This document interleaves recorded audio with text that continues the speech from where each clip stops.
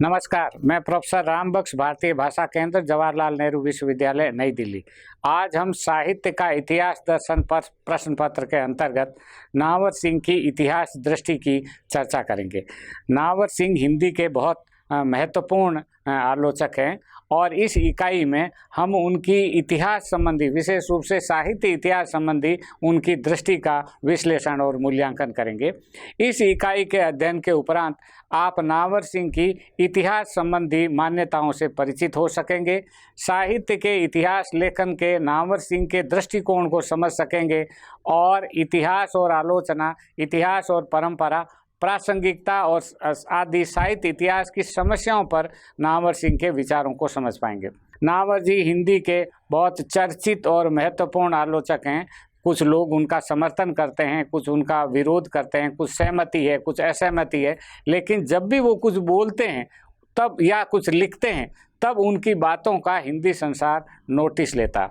उन्होंने छायावाद से लेकर आज तक की कविता पर बड़ी महत्वपूर्ण बातें कही है। उन्होंने हिंदी साहित्य का या हिंदी आलोचना का इतिहास तो नहीं लिखा, लेकिन इतिहास, दर्शन, राजनीति आदि साहित्येतर अनुशासनों की विचार प्रविधि से लेस उनकी आलोचना है और इसीलिए उन्होंने अनेक जो 1950 से उनके लेखन का आरंभ होता है और उनकी किताबें लगातार बाद में प्रकाशित हुई। बकलम खुद 1951 में प्रकाशित हुई। हिंदी के विकास में अपभ्रंश का योगदान, ये 1952 में। आधुनिक साहित्य की प्रवृत्तियाँ, फिर छायावाद, फिर पृथ्वीराज रासो की भाषा, इतिहास और आलोचना, कहानी, नई कहानी, कविता के नए प्रतिमान, दूसरी परंपरा की खोज, वाद विवाद और संवाद, ये उनकी महत्वपूर्ण आलोचनात्मक पुस्तक हैं। पिछले कुछ दिनों में कई वर्षों से जो उन्होंने निबंध लिखे थे या कहीं भाषण दिए थे, साक्षात्कार दिए थे, वो सब असंकलित थे। उनको अब वापस संकलित करके और नए ढंग से प्रकाशित की गई है, जिनमें से जमाने से दो दो हाथ, हिंदी का गद्य पर्व, प्रेमचंद और भारतीय समाज तथा कविता की जमीन और जमीन की कविता आदि, ये इनके कुछ और संग्रह हैं। सम्मुख, साथ साथ, साहित्य की पहचान तथा आलोचना और विचारधारा, ये कुछ और किताबें हैं ये आई। तो इन किताबों को देखने के बाद हमको ये समझ में आता है कि नावर जी की कोई पुस्तक हिंदी साहित्य का इतिहास या हिंदी आलोचना का विकास इससे संबंधित नहीं है, जिस तरह रामविलास जी की कोई किताब नहीं। लेकिन रामविलास शर्मा ने कुछ जो साहित्येतर विषयों पर बातें कही, उनसे कई बार लगता है कि हाँ, ये कुछ इतिहास संबंधी बातों की चर्चा कर रहे हैं। नावर जी मूलतः आलोचक हैं। उन्होंने आलोचना के लिए ही सामग्री इकट्ठी की। अपनी इस आलोचना को अभिव्यक्त करने के लिए वे इतिहास का सहारा लेते हैं और इतिहास का मूल्यांकन करते हैं, इतिहास पर टिप्पणी करते हैं। इसलिए उनकी जो राय है वो उनकी आलोचना का हिस्सा है, उनके इतिहास का हिस्सा नहीं। उनकी साहित्य संबंधी ये जो धारणा है वो अपने आप में बहुत महत्वपूर्ण। जैसे उन्होंने कहा कि जो श्रेष्ठ साहित्य होता वो कैसे आ जाता, अपने मन से ही आ जाता। तो वो कहते हैं कि श्रेष्ठ साहित्य मन का लड्डू नहीं है कि जब जी चाहा तब बना लिया। आपका मन करा कि आज है ना महान कविता लिख देता हूँ, तो आप महान कविता नहीं लिख सकते। तो वो कहते हैं कि श्रेष्ठ तो श्रेष्ठ साहित्य मात्र किसी भी स्वेच्छा पर निर्भर नहीं है कि जब जैसा जी हुआ वैसा साहित्य कोई नहीं रच सकता। वे एक निश्चित परिस्थिति में, एक निश्चित परिस्थिति से पैदा होता है और ये परिस्थिति उसकी स्वेच्छा को मर्यादित करती है, यहाँ तक कि उसके विद्रोह को भी। परिस्थिति के विरुद्ध लेखक का विद्रोह भी उस परिस्थिति के द्वारा निर्धारित होता है। ये लेखक की ऐतिहासिक सीमा है।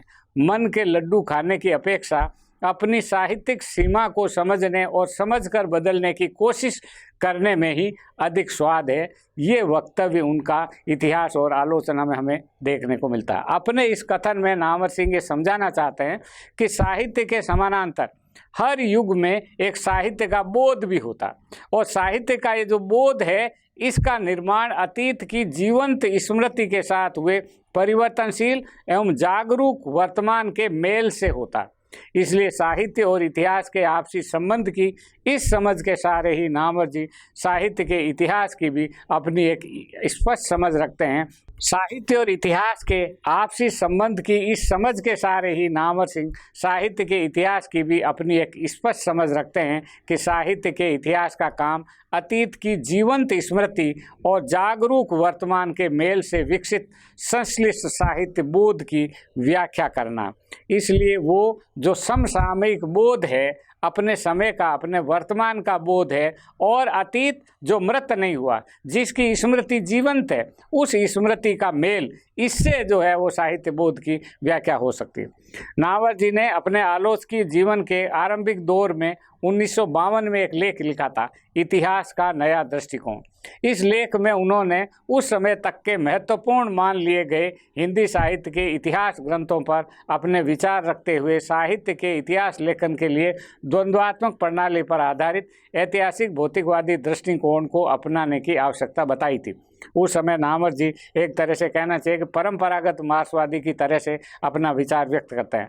नामवर जी ने आचार्य रामचंद्र शुक्ल के हिंदी साहित्य का इतिहास में सामाजिक परिस्थितियों, साहित्यिक प्रवृत्तियों तथा साहित्यिक व्यक्तियों के बीच कार्य कारण संबंधी असंगति की तरफ ध्यान दिलाते हुए उसे आगामी युग के लिए अपूर्ण माना और आचार्य हजारी प्रसाद द्विवेदी की हिंदी साहित्य की भूमिका में समाज और साहित्य में कार्य कारण संबंध पाकर उसे नवीन युग और साहित्य के नवीन इतिहास की भूमिका की संज्ञा दी।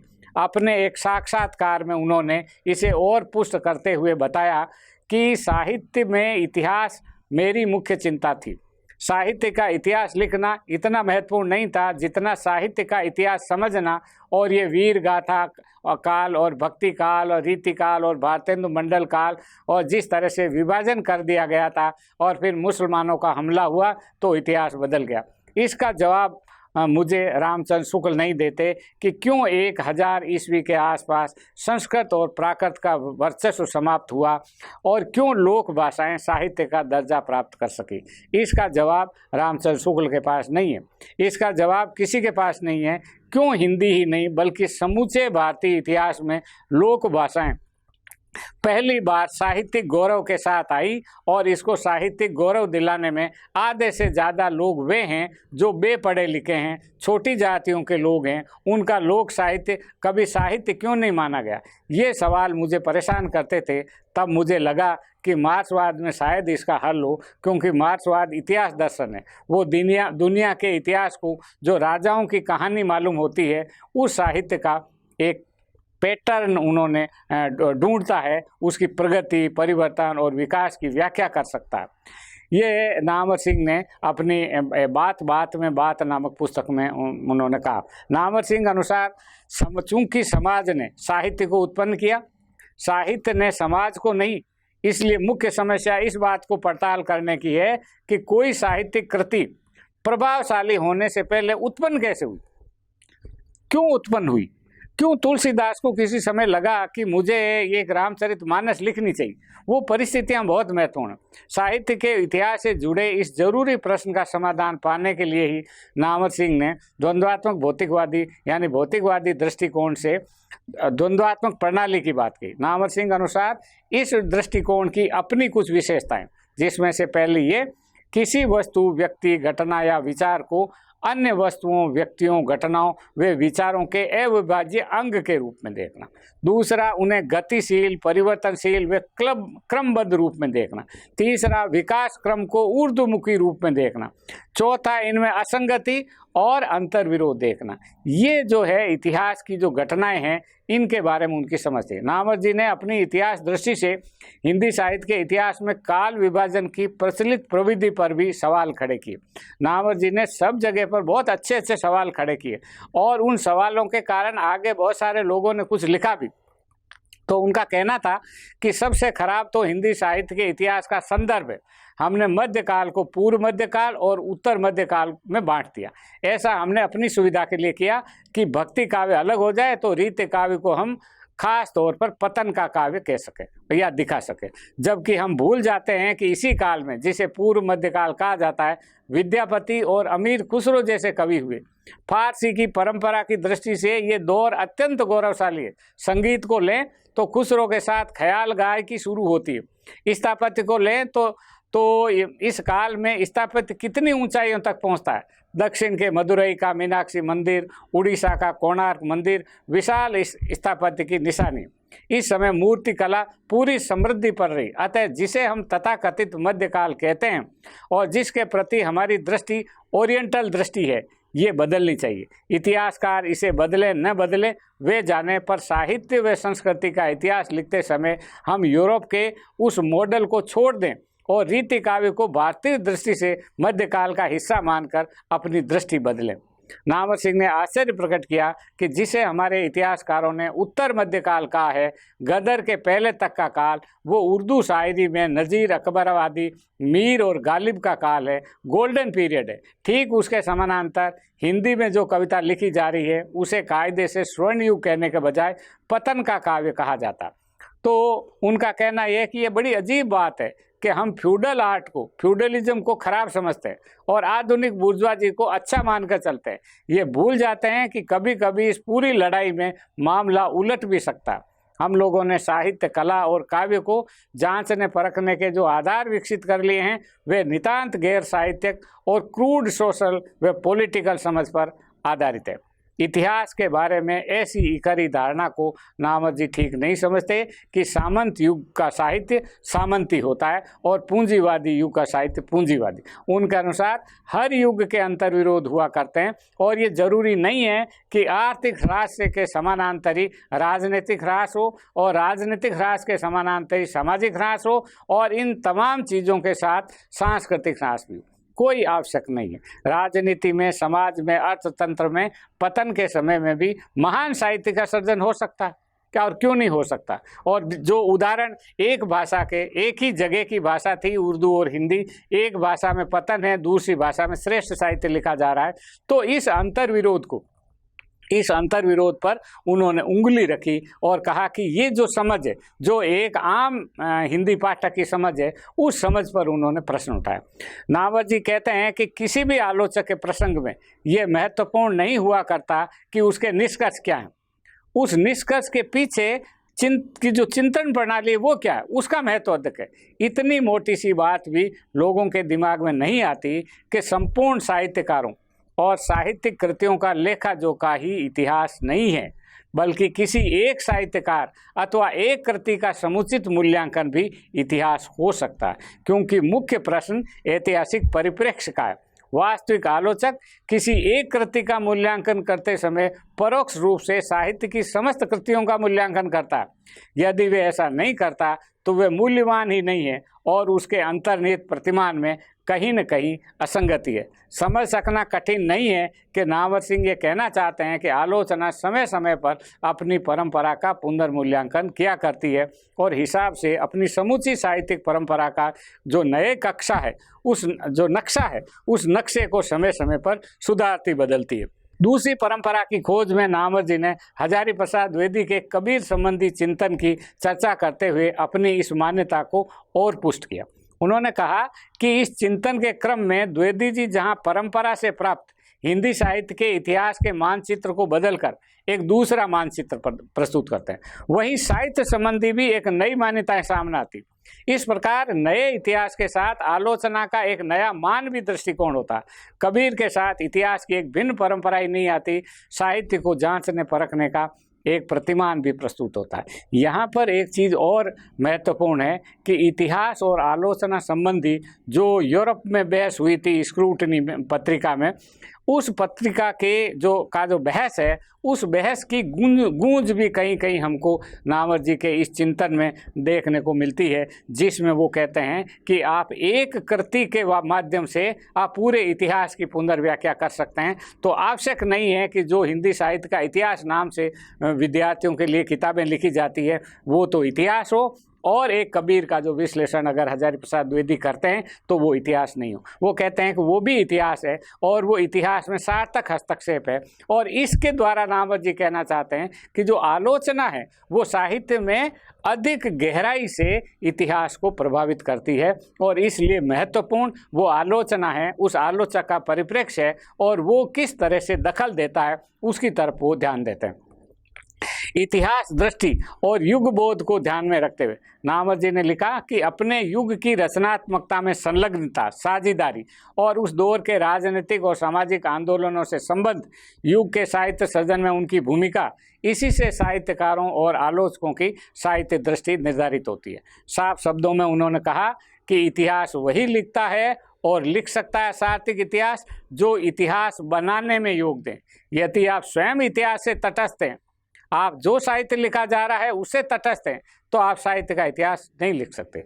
अपने सामाजिक जीवन का इतिहास बनाने में यदि आप भूमिका अदा करेंगे, इस सामाजिक जीवन को बदलने में आज का साहित्य जो भूमिका अदा कर रहा है उससे अगर आप संलग्न होंगे, प्रतिबद्ध होंगे, तभी आप सार्थक इतिहास लेखन का कार्य कर सकेंगे।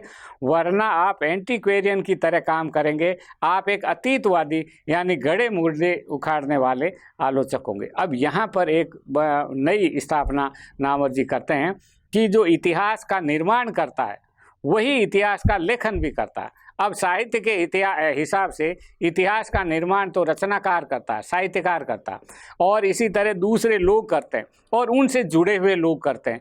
वो उनके दिमाग में कभी इतिहास लेखन की तरफ नहीं आता और इस विवाद को उन्होंने आगे भी बहुत सारी जगहों पर कहा है और जिससे ये होता है कि इतिहास का निर्माण बहुत महत्वपूर्ण है। इतिहास का निर्माण मतलब जो सामाजिक जीवन है उस सामाजिक जीवन में जो परिवर्तन हो रहा है उस परिवर्तन में आपकी भूमिका क्या है। अगर आप तटस्थ हैं तो आप अतीतवादी, आपने पुरानी चीज़ें आपने इकट्ठी कर दी क्योंकि आपको नए समाज की बनाने के चीज़ों में आप जुड़े हुए नहीं।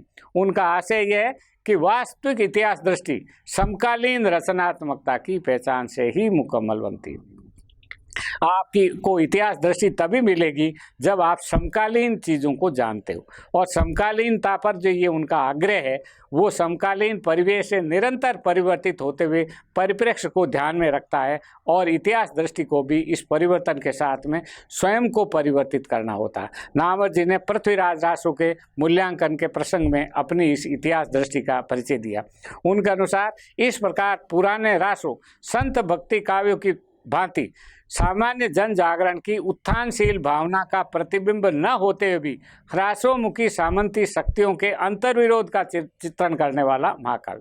निश्चय ही इसकी वीर भावना में न तो महाभारत का सा उदात्त शौर्य और पराक्रम है और न इसकी संगार भावना में कालिदास की सी मुग्ध तन्मय भावुकता। ह्रास युग का प्रभाव रासों की वीरता और संगार दोनों भावनाओं पर पड़ा है, इसलिए रासों की महिमा वीरता और संगार के उदात्त तथा उज्जवल चित्रण में उतनी नहीं जितने अपने युग की वास्तविक वीरता और प्रेम भावना को प्रतिबिंब करने में। कहना नहीं होगा कि इस कार्य में चंद ने जितने व्यापक क्षेत्र को समेटा है वह संत भक्ति काव्य को छोड़कर अन्यत्र कहीं नहीं मिलता। रासो मानव जीवन की विविध परिस्थितियों और भाव दशाओं का महासागर है। यही वे विशेषता है जिसे रास युग के सभी काव्यों में रासों को सर्वोपरि स्थान दिया गया। निश्चय ही इस युग की सांस्कृतिक परिस्थितियों तथा पूर्व परंपराओं का एक वृहद कोश और मध्ययुगीन भारतीय समाज का एक काव्यात्मक इतिहास है और इस तरह से उन्होंने रासों के महत्व को अलग ढंग से नए तर्क से हमारे सामने रखा। नामवर जी की इतिहास दृष्टि की एक मूल विशेषता और है कि वे जीवन और उसके समानांतर काव्य तथा काव्य मूल्यों की सतत परिवर्तनशीलता को उद्घाटित करने की आवश्यकता पर जोर देते हैं और वे बखूबी समझते हैं और मानते हैं कि हर परिवर्तन थोड़े दिनों बाद रूढ़ि बन जाता है और फिर जो वही रूढ़ि को बदलने के लिए नए परिवर्तन की जरूरत होती है। अपनी इस समझ के सहारे ही नामवर जी ने छायावाद के केंद्र में स्थित स्वतंत्रता की भावना को रेखांकित किया। वहीं छायावाद के बाद की कविता में हास्यबोध, व्यंग और विडंबना को महत्वपूर्ण माना। उनकी किताब कविता के नए प्रतिमान का महत्व इसमें है कि इस पुस्तक ने उन मूल्यों का वास दिलाने का यत्न किया जो उस समय शासक काव्य मूल्य नहीं थे। मुक्तिबोध के काव्य मूल्यों की स्थापना की दिशा में ये पुस्तक अविस्मरणीय। लेकिन उससे भी बड़ा अवदान इस पुस्तक का संभवतः यह है कि इसने विस्तार से प्रमाणित किया कि हर युग में नई कविता को नए प्रतिमानों की आवश्यकता होती है। जिन्हें हम अवैध प्रतिमान मानते हैं वे वास्तव में हमारे रूढ़ संस्कार है, और जिसके लिए नामवर जी ने एक शब्द दिया, जड़ीभूत सौंदर्यानुभूति। इस प्रकार जीवन की परिवर्तनशीलता, ये जो आग्रह है, ये हर काल की नई कविता और नई रचनाशीलता के पक्ष में जाता है, और नामवर जी इसका समर्थन और व्याख्या विश्लेषण करते हैं। बीता हुआ समय ये आरोप लगाया है कि छठे दशक के नामवर सिंह की इतिहास दृष्टि में और उसके बाद की इतिहास दृष्टि में कुछ परिवर्तन है। इसलिए वो कहते हैं कि इतिहास और आलोचना के जो निबंध हैं, वो निबंध नामवर जी के अलग मान्यताओं से जुड़े हुए निबंध हैं, और इतिहास और आलोचना के बाद में जो उन्होंने साहित्य लिखा, उस साहित्य में उसका प्रभाव है, जिसे कहना चाहिए कि स्टालिन की मृत्यु के बाद जो सोवियत कम्युनिस्ट पार्टी की 20वीं कांग्रेस हुई और उसमें स्टालिनवाद को जो ध्वस्त किया गया, उसके बाद के नामवर जी के जो साहित्य संबंधी जो समझ है, उस साहित्य संबंधी समझ में परिवर्तन हुआ। और जब मार्क्सवाद में भी कुछ खुलापन आया, स्टालिन की जब कड़ी आलोचना हुई, तो उसके प्रभाव में नामवर जी के चिंतन में भी कुछ नयापन आया, और उस नएपन के कारण कुछ लोगों का मानना है कि नामवर सिंह के ऊपर नई समीक्षा के चिंतकों का बड़ा भारी असर पड़ा, और उन्होंने मार्क्सवाद और नई समीक्षा को मिलाने की कोशिश की, और इस तरह से नए ढंग से, जिसे कहना चाहिए नामवर जी यही मान करके करते हैं कि एक तरह से वो मार्क्सवादी आलोचना को समृद्ध करते हैं, और उनके विरोधियों का कहना यह है कि वो नई समीक्षा के लिए मार्क्सवाद को छोड़ देते हैं, और वो कुछ नया कहने के रूप में वो पूंजीवादी विचारकों और चिंतकों के गोद में जा बैठते हैं। परंपरा के संबंध में नामवर जी की स्पष्ट मान्यता है कि परंपरा सहज रूप में प्राप्त नहीं होती, बल्कि परंपरा को अर्जित करना पड़ता है, परंपरा की खोज करनी पड़ती है, और परंपरा का मूल्यांकन करना पड़ता है, और ये मूल्यांकन नियमित करना होता है, और तभी एक जो सम्यक इतिहास दृष्टि है वो इस परंपरा के मूल्यांकन से और इसके विश्लेषण से हमारे सामने आती है। उनका कहना है कि यदि किसी युग के बहुसंख्यक समाज में परंपरा का जीवित बोध हो तो संभवतः साहित्य के इतिहास की कोई आवश्यकता ही नहीं रहे। जिस जाति के लिए संपूर्ण परंपरा एक जीता जागता वर्तमान सत्य हो, उसे अलग से इतिहास पढ़ने की आवश्यकता क्यों पड़े? ऐसा प्रतीत होता है कि संस्कृत काव्यशास्त्र में जो अलग से इतिहास लिखने की परंपरा नहीं थी, उसका एक कारण संभवतः ये भी था, उस युग के अधिकांश लोगों के लिए सारा अतीत साहित्य बहुत कुछ समसामयिक जैसा रहा होगा, और बहुत संभव है कि वे संपूर्ण साहित्य परंपरा को समसामयिक सा ग्रहण करके रसास्वादन में समर्थ रहे होंगे। तो ऐसा हो सकता है कि इतिहास की ज़रूरत विस्मृति को कम करने के लिए, विस्मृत हो गए अतीत को फिर से याद करने के लिए होती है, और इसलिए उस इतिहास की अपने ढंग से एक ज़रूरत होती है, जिस ज़रूरत के लिए लोग इतिहास लिखते हैं। परंपरा के संबंध में नामवर जी ने दूसरी परंपरा की खोज की धारणा रखी, जो हजारी प्रसाद द्विवेदी की जो इतिहास दृष्टि है, उसके सहारे से उन्होंने साहित्य की लोकोन्मुखी परंपरा की बात की, जो विवेचना के क्रम में दूसरी परंपरा का एक मुकम्मल चिंतन हमारे सामने आता है। उन्होंने कहा कि महत्वपूर्ण ये दूसरी है, दूसरी सेकेंड हैंड नहीं है, दूसरी का अर्थ और या अन्य या एक के अलावा और भी है, अन्य कई धाराएं हो सकती है। तो नामवर जी ने कहा कि हिंदी में अब तक परंपरा का प्रयोग प्राय एक वचन के रूप में किया जाता था। हमारी परंपरा, भारतीय परंपरा, हिंदी साहित्य की परंपरा, और ये जो हिंदी साहित्य की जो परंपरा है ये इकट्ठ थी। इसको बाद में लोगों ने जोड़ा, कहा ये भारतेंदु की परंपरा है, ये कोई भाषा है, ये प्रेमचंद की परंपरा है, ये रामचंद्र शुक्ल की परंपरा है, और किसी एक व्यक्ति का नाम लेकर के और उस पूरी परंपरा को बल दिया। लेकिन उनको ये लगा कि जो लोग परंपरा संबंधी एक प्रभुत्वशाली निष्कर्ष की तरह से प्रतिष्ठित किसी को मान लेते हैं, उससे अलग भी एक इतिहास की परंपरा है, और उस परंपरा को ढूंढने की ज़रूरत है। तो परंपरा नामवर जी के हिसाब से कोई इकरी चीज़ नहीं है, कभी भी इकरी नहीं रही। इसलिए परंपराएं हमेशा परंपराएं होती है, इसलिए वो कहते हैं बहुवचन होती है परंपरा, अकेली परंपरा नहीं होती। इसलिए दूसरी परंपरा पहली परंपरा से भिन्न ही नहीं बल्कि पहली परंपरा के विरुद्ध विद्रोह करने वाली वैकल्पिक परंपरा के रूप में हमारे सामने आती है। दूसरी परंपरा के माध्यम से नामवर सिंह इतिहास की एक भिन्न परंपरा की बात ही नहीं करते बल्कि एक भिन्न इतिहास दृष्टि सामने रखते हैं, और इस दृष्टि में ही उन्होंने बाद में नई कविता के दौर में मुक्तिबोध के माध्यम से हिंदी कविता की एक भिन्न परंपरा को रेखांकित किया जो अज्ञेय की परंपरा से अलग थी। अज्ञेय का साहित्य अलग तरह का था और उसे अलग इन्होंने इसको महत्व दिया। लोक साहित्य पर भी इतिहास की धारा में उन्होंने लोक साहित्य के तत्वों का भी महत्व दिया, और सिद्धांत रूप से नामवर जी ने भी लोक के बारे में बहुत बात कही। हालांकि ये कहा जा सकता है कि उन्होंने लोक साहित्य पर ज़्यादा कुछ नहीं लिखा। ढोला मारू के द्वारा दूहा पर उन्होंने ज़रूर एक चलता हुआ कुछ टिप्पणी की है, लेकिन लोक साहित्य पर उनका कोई विधिवत काम हो ऐसा नहीं है। तो वो लोक साहित्य के तर्क का एक इस्तेमाल तो करते हैं, लेकिन उसके माध्यम से वो किसी नई चीज़ का उद्घाटन नहीं करते। इसके बाद में एक चिंतन संबंधी एक प्रश्न आता है इतिहास में, जिसको वो कहते हैं प्रासंगिकता का प्रश्न।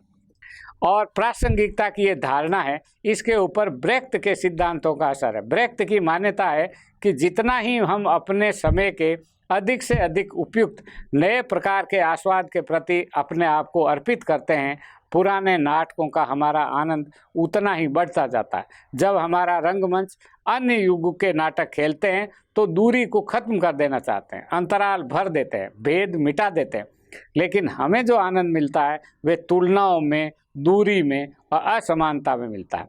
ब्रेख्त के इस सिद्धांत को आगे बढ़ते हुए नामवर जी ने लिखा कि दूरी बनाए रखना है प्राचीन कृतियों से। हम अभिभूत न हो जाएं, डूब न जाएं। किसी के प्रति सम्मान व्यक्त करने का यही तरीका नहीं है कि आप उसके हो जाएं, हाँ में हाँ मिलाएं, हाँ मिलाए जाएं। मेरी दृष्टि में किसी के प्रति सम्मान व्यक्त करने का ज़्यादा अच्छा तरीका है कि हम उसमें और अपने में बराबर अंतर समझें। कालिदास को किसी तरह खींचतान करके सामंत विरोधी साबित करना कालिदास का सम्मान नहीं है। कालिदास के अंतर विरोधों को साफ उद्घाटित करना है कि कालिदास उस दौर में संस्कारों से, स्त्री पुरुष के संबंध से, राजाओं के व्यवहार से भली भांति परिचित थे और उनके प्रभाव में थे, इसलिए उससे मुक्त होना उनके लिए संभव नहीं था। ये ज़्यादा उचित है। इसलिए नामवर जी इस प्रासंगिकता की धारणा जो इतिहास में बहुत महत्वपूर्ण होती है, आमतौर से आलोचक उन रचनाकारों को अपने समय में प्रासंगिक सिद्ध करना चाहते हैं कि अतीत के जो विचारक हैं वो भी वही बात कह रहे हैं जो हम कह रहे हैं। जैसे मान लीजिए दलित साहित्य के जो लेखक हैं वो अगर ये साबित करें कि जो हम बात कह रहे हैं वही कबीर ने कही थी या रैदास ने कही थी, तो रैदास में और आज के समय में हम में कोई भेद नहीं, वो सब लेखक एक रूप दिखाई देने लगते हैं। ये जो एक रूपता है ये नामवर जी के हिसाब से ये इतिहास विवेक के अनुसार सही नहीं है। हमको ये बताना होगा कि किस तरह से कबीर हमसे अलग है, आज के लेखक से कबीर अलग है। भले ही हमें कबीर कितने ही अच्छे लगते हों, भले ही हमें कबीर की कुछ मान्यताएं अच्छी लगती हो या न लगती हो, लेकिन उनका जो अंतर है वो अंतर बड़ा महत्वपूर्ण है और उस अंतर को रेखांकित करना चाहिए। इसके लिए नामवर जी का एक निबंध है प्रासंगिकता का प्रमाद। वो कहते हैं कि प्रासंगिकता प्रमाद है कि एक उसकी तरह आ जाती है। क्या वही प्रासंगिक है जो हमारे विचारों का अनुमोदन करता है और जो आप आज के अनुकूल है, जो आज से भिन्न है, हमें चुनौती देता है, हमारा विरोधी है, हम जिसे सहमत नहीं है, वो प्रासंगिक क्यों नहीं? वो भी तो प्रासंगिक है जो हमारी बात नहीं मानता या जिसकी बात हम नहीं मानते। तो एक तरह का जो सहमति परक साहित्य लिखा जाता है उसमें इतिहास की अतीतता का बोध नहीं होता। इसलिए नामवर जी कहते हैं कि कोई प्राचीन कृति हमारे आज के सभी प्रश्नों का सही उत्तर देकर अथवा देने के कारण प्रासंगिक नहीं होती, बल्कि एक सर्वथा भिन्न परिप्रेक्ष्य में हमारी आज की नियति को आलोकित करने के कारण, हमें नए सिरे से सोचने के लिए मजबूर करने के कारण, हमारी आत्मतुष्टि को तोड़ने के कारण प्रासंगिक होती है। इसलिए भिन्न विचारधारा के सांचे में निर्मित होने के कारण भी वह जीवंत लगती है और उसकी जीवंतता उसकी विचारधारा की सीमाएं भी स्पष्ट कर देती है। ये जीवंतता उसके कालजयी रूप विन्यास की संपूर्णता में होती है, जो विचारधारा वलयित अंतर्वस्तु द्वारा निर्मित होते हुए भी अंतर्वस्तुतः अनिवार्यतः आबद्ध नहीं होती। युग युग में पुनर्नवता की एक क्षमता ही किसी कृति को कालजयी भी बनाती है और प्रासंगिक भी। यहाँ पर वो नामवर जी कहना चाहते हैं कि आप अपने से भिन्न व्यक्ति का आदर करते हैं या नहीं करते, अपने से भिन्न व्यक्ति को महत्व देते हैं कि नहीं देते हैं। तो अगर आप चाहते हैं कि सारा वर्तमान भी हमारा समर्थन करे और अतीत भी हमारा समर्थन करते, तो ये जो कविता है, ये जो मूल्यांकन है, इस मूल्यांकन को वो ऐतिहासिक मूल्यांकन नहीं मानते। इसलिए नामवर सिंह साफ साफ कहते हैं कि किसी कृति की प्रासंगिकता उसके समूचे इतिहास में ही संभव है। ऐसा इतिहास जो किसी कृति के सृजन क्षण से लेकर ग्रहणशीलता के सभी क्षणों तक फैला हुआ है। जरूरी नहीं है कि जो कृति आज अप्रासंगिक प्रतीत हो रही हो वे कल भी अप्रासंगिक रही होगी। इतिहास धारा में ऐसी अनेक कृतियां हैं जो अप्रासंगिक से प्रासंगिक बनी है और प्रासंगिक से अप्रासंगिक। किसी समय में बहुत महत्वपूर्ण थी, आज महत्वपूर्ण नहीं है। हो सकता है कि थोड़े दिनों बाद में वो और भी अधिक प्रासंगिक या अप्रासंगिक हो जाए। इसलिए प्रासंगिकता के आधार पर जो हमारी इतिहास दृष्टि है, उस इतिहास दृष्टि को नियमित नहीं होना चाहिए। सृजन से ग्रहण तक संप्रेषण की संपूर्ण प्रक्रिया में काव्य कृति निरंतर उपजती और उपजाई जाती, ये उपज ही उसका जीवन है। इस वाक्य को अगर हम बारीकी से समझें तो जिस तरह से कृति आई है और आने के बाद इतने युगों तक लोगों ने उसको किस ढंग से देखा और देखने के क्रम में वो कृति बदल जाती, इस पूरी चीज़ों को हम प्रासंगिकता से देखते हैं कि उसको जड़ पाठ से वो मुक्त होती है। और जड़ शब्द से अगर हो जिसको कहते हैं नित्य पाठ, उसको कह दीजिए हमेशा पढ़ते पढ़ते, इसलिए समय सिद्ध मुक्ति पाठ से नहीं संदर्भ से भी। संदर्भ वह है जो इतिहास है जिसमें कोई कृति जन्म लेती है और जब उस इतिहास के साथ आगे भी विकसित होती है, और ये विकास ही उसकी मुक्ति है। इसलिए साहित्य के इतिहास को नामवर जी व्यापक समाज के इतिहास का एक हिस्सा मानते हैं और उनको ये लगता है कि साहित्य सृजन एक वैयक्तिक प्रयास है और वैयक्तिक प्रयास के साथ एक सामाजिक प्रयास भी है। आप अपने मन से, आप अपनी इच्छा से किसी समय कोई कृति नहीं लिख सकते। कृति का सृजन एक सामाजिक परंपरा के भीतर, साहित्यिक परंपरा के भीतर होता है। और जब आप अतीत में जाते हैं, जब आप इतिहास में जाते हैं, तो उस कृति का एक स्थान निर्धारित करते हैं और उस कृति के बारे में अपने से उसकी तुलना करते हुए जो दूरी है, उस दूरी को रेखांकित करते हैं और उस दूरी के द्वारा, विरोध के द्वारा ही वो कृति अपने युग में प्रासंगिक होती है। इसलिए प्रासंगिकता के प्रश्न को, जो ये प्रश्न इतिहास का प्रश्न है, लेकिन नामवर जी इसे आलोचना के प्रश्न के रूप में रखते हैं और अपने सारे चिंतन के केंद्र में नामवर जी एक आलोचक की भूमिका के रूप में ही हमारे सामने आते हैं। और वो आलोचक के जो प्रश्न होते हैं, वो प्रश्न कहाँ इतिहास से जुड़ जाते हैं और कहाँ इतिहास की सीमा का विस्तार कर देते हैं, ये अगर हमें देखना हो तो नामवर जी के साहित्य इतिहास संबंधी दृष्टि को देखना चाहिए, क्योंकि वो चीज़ों को बदल देते हैं। क्योंकि वो, जिसे कहना चाहिए कि जो मूलतः इतिहासकार साहित्य के इतिहासकार नहीं है, वो साहित्य के इतिहास का भी उपयोग करते हैं एक रचना को समझने के लिए, उसका मूल्यांकन करने के लिए। इसलिए वो साहित्य के आलोचक हैं और आलोचक के रूप में जो प्रश्न उनके सामने आते हैं वो इतिहास को भी बदलने की क्षमता रखते हैं। इसलिए उन्होंने कहा कि एक कृति को भी अगर आप ढंग से पढ़ेंगे तो आप पूरे इतिहास के क्रम को बदल देंगे। ये जो बदलने की क्षमता है, ये एक आलोचक की क्षमता है। और नामवर जी इस तरह एक ऐसी साहित्यिक इतिहास दृष्टि का निर्माण करते हैं जो मूलतः आलोचक की इतिहास दृष्टि है, इतिहासकार की इतिहास दृष्टि नहीं है।